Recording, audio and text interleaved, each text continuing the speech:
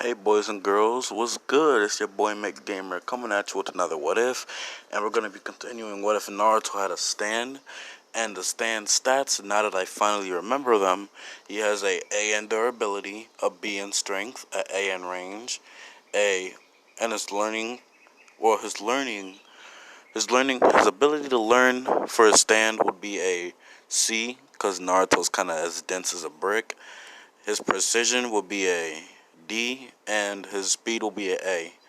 So now that I have the stats out the way, we could finally continue. So the whole thing with Haku, that still happens. He still gets blue balled bad by the ultimate trap. So Haku, yeah, that whole thing happens.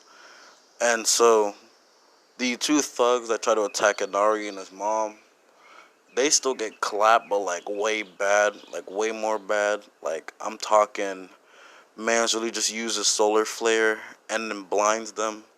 And then right after that, just hits him with the 7-page Muda. So yeah, that doesn't go good for them. And so Naruto still goes to the bridge, and the fight with Haku, Naruto, and Sasuke, or should I say Sasuke? Nah, Naruto was in that kiss too. I can't even make that joke. Too bad. Anyway, the fight with Haku, I mean, what do I really have to say? His stand will be able to, since it's all ice and it's all reflective, the thing is that Haku can't even use his Kekkei Genkai properly because Naruto would end up just using Solar Flare. And I know it sounds like I'm talking about Dragon Ball, but like I'm trying to find a move as I make this video because I just finished making my last video and I was on Discord and I realized, oh crap, I gotta make this video real quick. So Naruto still uses Solar Flare, or should I find a move? Hold up, give me a second. You know what, screw it, I'm still just gonna say Solar Flare. So Naruto ends up using Solar Flare to blind Haku, and since this Kekkei Genkai is all ice, well, it will blind him. So actually, you know what? Now that I got the moves, Light River, so he will end up using Light River to blind Haku, and his Kekkei Genkai is reflective, so it will end up bouncing off all the light, or technically bouncing off all the ice. So Haku would end up being disoriented every time he tries to use his Kekkei Genkai. So every time he pops out, he won't be knowing if he hit anybody or not. So Naruto, every time he would pop out, he would end up using his stand to completely obliterate Haku until he runs back inside of his ice mirrors, which then Naruto would end up using a stand to combat the ice mirrors by destroying them. And by like destroying them, I mean like a couple 100,000 punches in a couple seconds will be able to just shatter those bad boys into literal sparkles of dust pedicles, bro. Spectacles. And so Haku, every time he tries to activate his demon ice mirrors, would end up having all of them destroyed by Naruto. And would end up getting infuriated by the fact that he can't even use his Kekkei Genkai against this kid. And so he would try to rush Naruto and would end up knocking out Sasuke the same way that he did in the original. But since in this, what if Naruto would be more cool and not as hot-headed as he is in the original?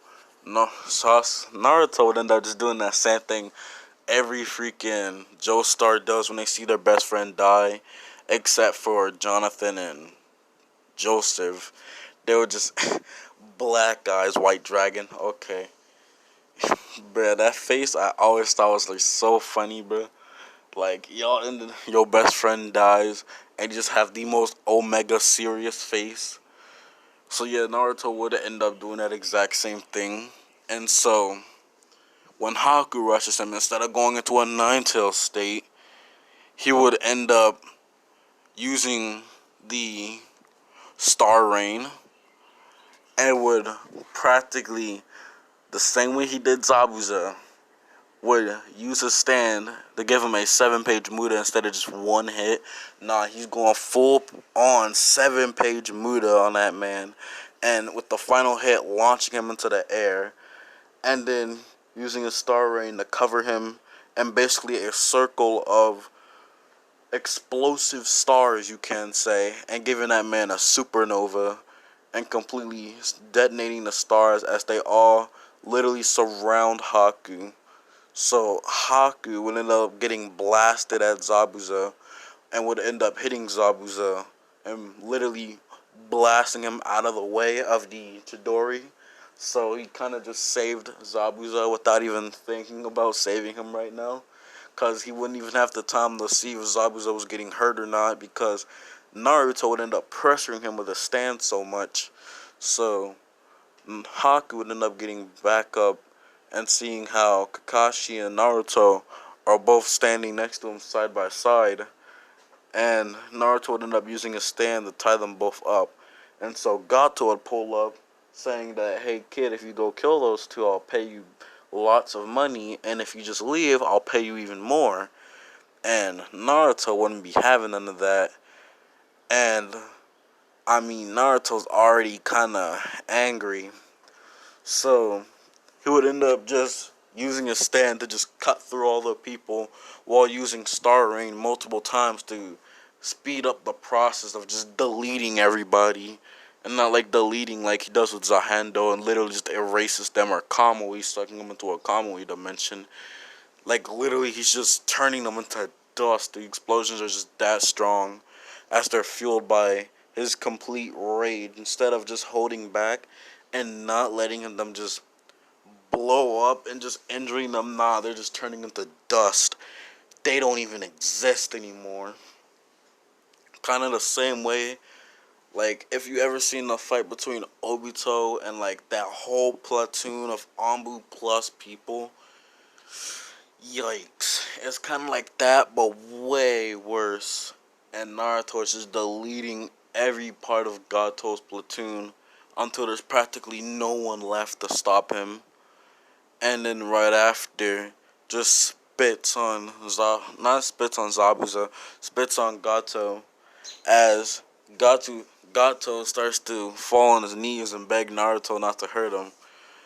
And Naruto would say it's too late for begging, and would end up using Star Rain, and just like with Haku, except, instead of just one guy dying, he kind of just did a whole bunch of messed up stuff, even if he wasn't a shinobi.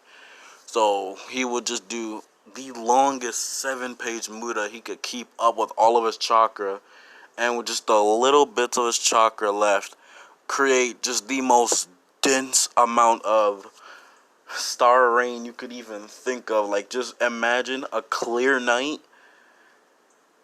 Since I will say that it was nighttime, just imagine all the stars. You just see all the stars in the sky. Like, every village can see this. They just see all the stars in the sky start to circle up into one area and go down. And everybody's wondering what that is. And then you just see one person fly towards it. And not really flying towards it, like they just got hit up. And then them just going into the middle of that. And then you just see all the stars just smash into each other. And then all the stars just go up into space. And you just see like a supernova happen in front of your eyes. That's basically what happened to Gato. It's like a whole freaking fatality, bro. It's like a freaking it's like a secret move technique in Storm 4, bro. That's basically what just happened to my mans. And so Gato, I mean, my guy is sleeping in the stars, bro. He is exploring the universe. Yeah, he's not waking up in heaven. Zabuza, on the other hand, would see Naruto's strength and wouldn't really want to, try to argue with him and say, alright, I'd rather just become a Hidden Leaf Shinobi than having to fight a Mizukage, since if he does do that, he will die anyway. But he could have been Kage too, that's the thing. So I will say that Zabuza and Haku would end up living in this what if. And so Zabuza and Haku would end up being the Hokage guards, which I know with multiple different what ifs, people have thought of doing that. I kind of just do that because I don't really know like where else to put Zabuza and Haku. I guess you could say they live in Naruto until they can get their own house, which will I guess be in part 3. Then they get their own house. So basically, it's just mainly Naruto and Zabuza and Haku all training each other. And Zabuza will end up being nicer to Haku instead of just seeing him as a tool. So Sasuke would end up being jealous by the fact that Naruto has enough power to literally make it as if the universe just collapsed on Gato and blew up on him. It would literally want that power, so he would think about going to the Hokage and asking the Hokage how he even got that power. And so he would. And Hiruzen wouldn't actually tell him anything about the Uzumaki clan. He'll just say that, oh yeah, it's just a special jutsu that he learned that's able to unlock that Kekkei Genkai. And Sasuke would try to pressure Hiruzen into teaching him the Kekkei Genkai. And Hiruzen, not really wanting anybody to know the fact that he's Uzumaki, and so he will tell Sasuke that if you keep trying to pressure on with this, and if you keep trying to pressure a Hokage of your village, that he will have no choice but to imprison him. And so Sasuke would end up leaving the Hokage tower just insanely mad about the fact that Naruto has that much power. It would end up thinking, okay, if I train hard enough and I find the right sensei and not just Kakashi, I'll end up being able to catch up with Naruto and I'll be able to use devastating moves like that on Itachi. And so Sasuke would end up, you know, evil way faster than in the original. So it would be to the tuning exams. Everybody would still be wondering who that was that just made that literal, like, at least galaxy, universe level feat when they just made the entire universe collapse on someone. They're still wondering who that was and would think it's someone from the Hidden Leaf village, because I'll say that for all the other villages, at the moment, just because it was at night, and so most of the villages were already packing up, ready to go to sleep, and they would just see that before they go to sleep, and the only village at that moment that was still awake and going on would be the Hidden Leaf village. So they would think that it's a shinobi or at least a platoon of shinobis from the Hidden Leaf. And so the Hidden Leaf, destruction of the Hidden Leaf plan would end up going into a serious mode, because nobody would really want that platoon of what they think of, highly trained ninja to keep on existing the same way they tried to remove the Uzumaki clan because they were just too powerful. And so Orochimaru would have Kabuto, search around the village to look around to see they who he could pin out that would seem strong enough to be able to use a type of jutsu like that. So they would point out people like, they would point out Kakashi, Guy, Azuma, Kurenai, and just for safekeep, I would say and a random S rank Anbu or something.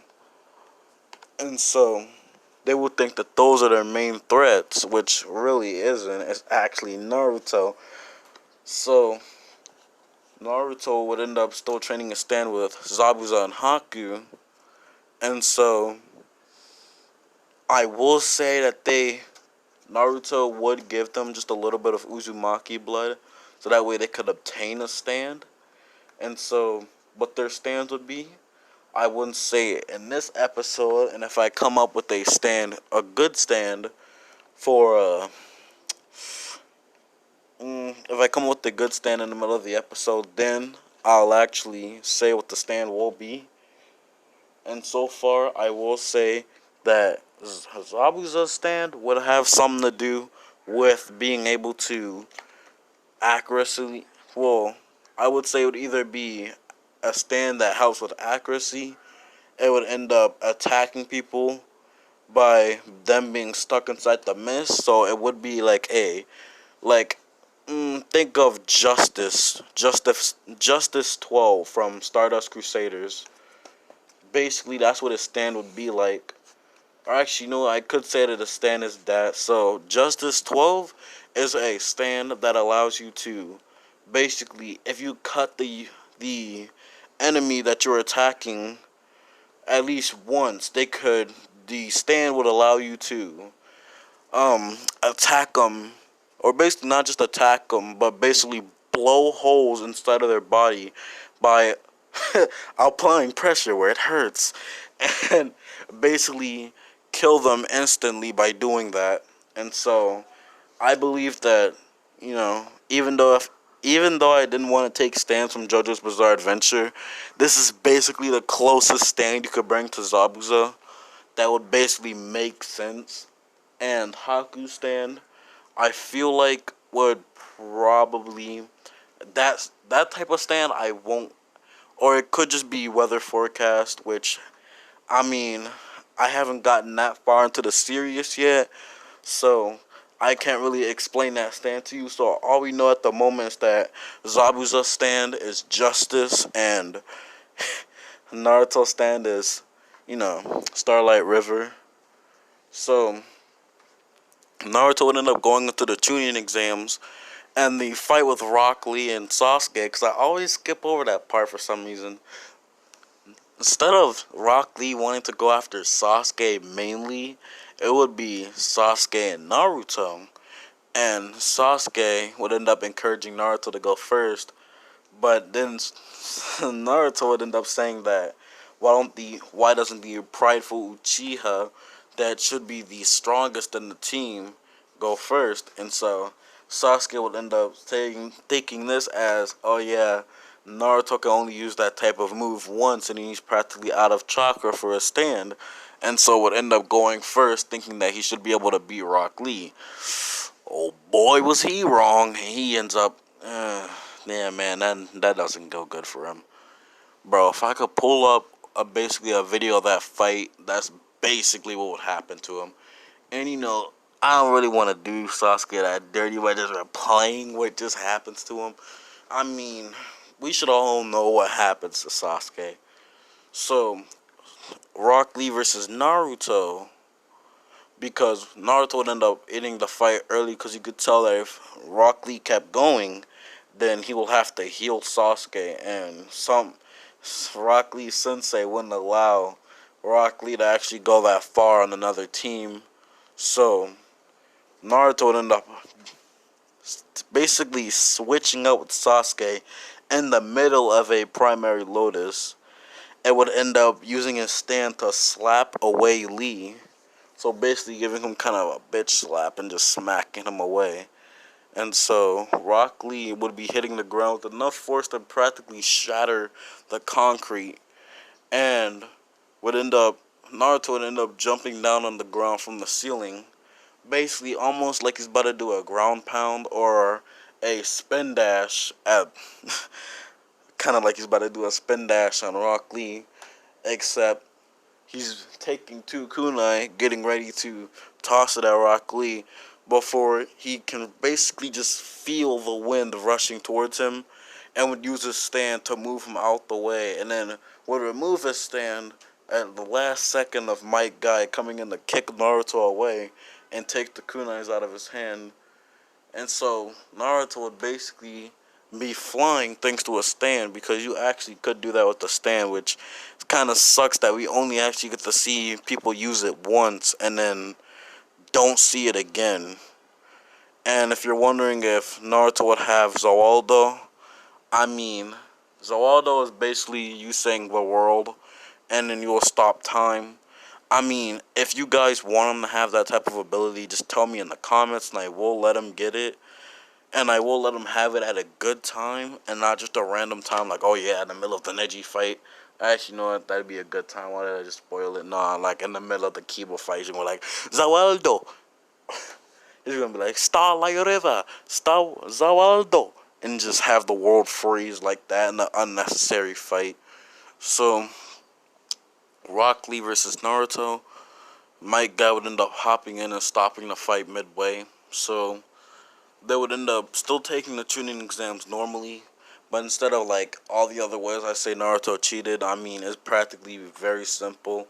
He would just use Starlight River to use when you forget the move immediately right after. Dang, bruh. Of course I'd forget it just right after I said it. I kept using freaking. I kept saying freaking. I kept saying Solar Flare, so I just can't remember his name, bro. It is Light River.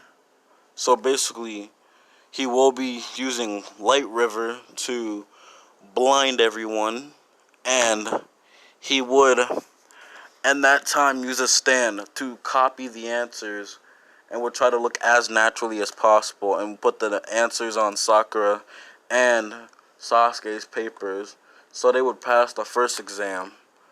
And so, I mean, when Uncle pops in, we all know what happened during that scene. Hey, look, it's a sign that says the hot and single Anko Mitarashi. I don't know why she does that, bro. Like, come on, why? Just why? So, the second part of the exams, when Anko tosses a freaking kunai at Naruto, because nobody knows that he has a stand yet, or technically they do, but they don't know what it can do. All they know is that it just protects them from all, protects them from all harm. Where have I heard something like that before, huh? Okay, I'll stop. No, I'll get back to the story. So yeah, all they know is that it'll protect them from harm. So as the kunai goes flying towards him, the kunai would basically be smacked back, and the kunai would fly towards Anko, not really expecting Naruto to just smack a kunai so fast that she couldn't see it, or technically that's what she thinks, because they haven't informed her about the stand yet.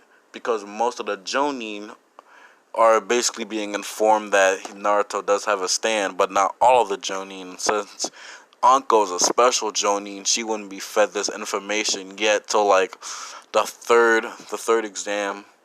So Naruto would end up smacking the kunai back at Anko, which Anko would just barely dodge from just immediately being sent to the ER. So Orochimaru would be surprised and would think, "Hey, this might just be the kid that did that, but just in case, I'll give him a curse mark anyway from seeing just that amount of power." And so Orochimaru would be following them, assuming that he'll be able to get the drop on Naruto, not knowing that Naruto has noticed that he's been there the entire time. And so Naruto would turn around and say, "So you think you could hide from us, huh?" And Orochimaru would be surprised that Naruto's noticed him already, and Orochimaru would really be thinking this has to be the kid or the elite person that's managed to pull off a jutsu like that, and would say, "I can give you even more power than you can even fathom." And so Naruto would automatically know something is up, because Naruto isn't as dumb as he was in the original. But Sasuke, hearing Naruto get this offer, would become even more infuriated that someone would be willing to give Naruto even more power. And so Sasuke would say, "How come you can't give me that power?" It would notice that Sasuke's on Naruto's team too. So he would say, "I could give you that offer too." And Naruto would be surprised that Sasuke would even offer himself up like that, and would say, "Sasuke, what do you think you're doing?" And so Sasuke would be like, "Of course, loser, I have to take this offer, especially since you're just getting so much power so fast. It wouldn't be fair for me, huh?" And Naruto would say that in the ninja world, nothing is fair. That's just life. And so around since Naruto is still arguing with Sasuke, Naruto would notice the fact that Orochimaru snuck up on him and was about to give him the curse mark, but his stand, just like I said before, prevents all harm from befalling upon him. It would end up hitting Orochimaru with enough force to basically blow up the head of the body of the grass ninja that he's taken. So immediately Naruto would know that it's Orochimaru, seeing that Hiruzen and him basically don't, have any non-trust with each other. In fact, they trust each other enough to the point where Naruto would be given information about Orochimaru. And so, Naruto would end up knowing immediately who that was and would say that, hey, it's that pedophile. Yeah, we call Orochimaru the pedophile in this what if.